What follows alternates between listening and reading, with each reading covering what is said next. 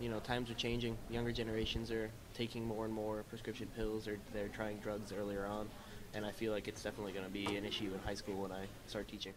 Bonds and Adderall are, in layman's terms, they are multiple amphetamine salts, which make up a stimulant.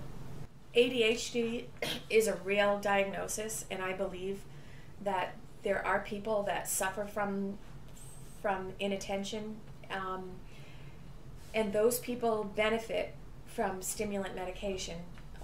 Back in elementary school, I found that it was very hard to concentrate on schoolwork, and I was always bouncing around the classroom or not paying attention or talking to people in class.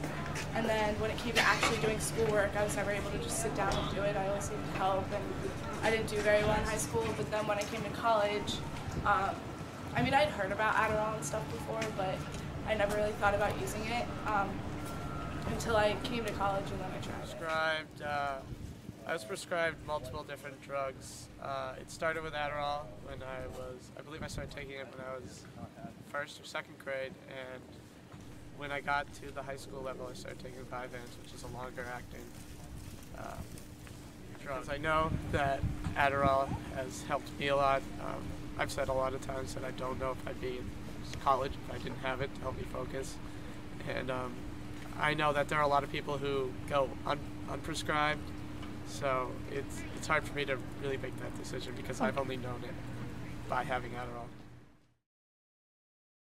I had a friend with a prescription, and I would just, buy a bunch from him. He needed the money, or we would trade certain things, and once you have extra, people find out, and I ended up,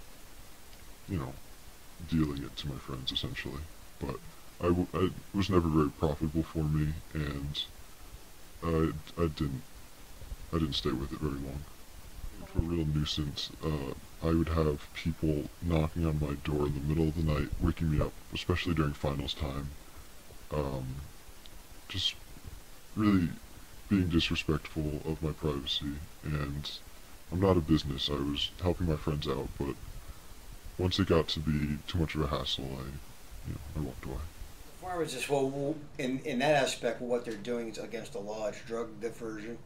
They could get arrested for that. As a pharmacist, it's not what the drug was actually meant to do. I think, especially on a college campus, that it does need to be monitored very closely.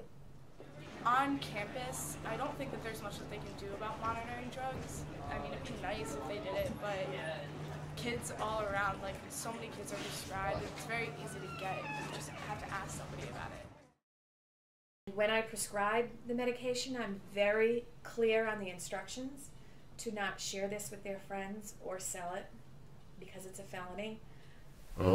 Sometimes I just give them away to my friends, or I would just sell it for what I got, maybe $1 or $2. If it was strangers during finals week, I'd charge $5 each. People do have a problem with hyper-focusing. They might take it and start looking at their pen and just focusing on the pen. I'm a little nervous. I've heard horror stories of kids going on to Adderall in order to focus, and then end up counting the individual hairs in their arm rather than focusing on their homework. So I just try to stay away from it. You might need a little push, and I think that's where that drug could push it over the top. The person's on the med, either legally or illegally. I think once they're on the med, there's a great fear of what's going to happen to me if I stop. Am I going to be the same person? Am I going to achieve the same success rate? It makes me feel awesome because I do my schoolwork and I get everything done and I finally understand what I'm doing. But afterwards, it's kind of bad because you have to come down off of it, you get really shaky. Certain other side effects that might not be to their liking, like lack of sleep, insomnia, jitteriness, things of that nature. There's a big problem with students that are prescribed stimulants that are also drinking Raspberries and Red Bulls and energy shots and energy drinks. To say whether it's academically or fair or not, I'm not sure. There's not much of a difference in the type of work you do. It's more for the focus that I hear. When people are getting on Adderall, they can focus on the task for longer, so I've heard. But for the most part, it's not that it improves their work, it just gives them the ability to do it without distracting themselves. I absolutely see Adderall as being popular on campuses in the future. Amphetamines have always been a very popular class of drugs, and despite obvious risks of dependence and health problems, I personally find amphetamines to be a very useful class of drugs. When you take Adderall, you're not, being injected with energy or information about your test the next day. It's really just a chemical which unlocks a certain door in your mind, and it gives you potentials that you may not have realized you had.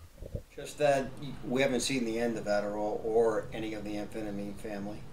I think it's out there. I think it's going to continue to be out there, and I hope all the student populations out there across the U.S. stay safe and try to make the right decisions. And when you look at yourself in the mirror at the end of the day, I hope what they see looking back at them is something that they did it the old-fashioned way, rather than by a stimulant or other sort of artificial medication.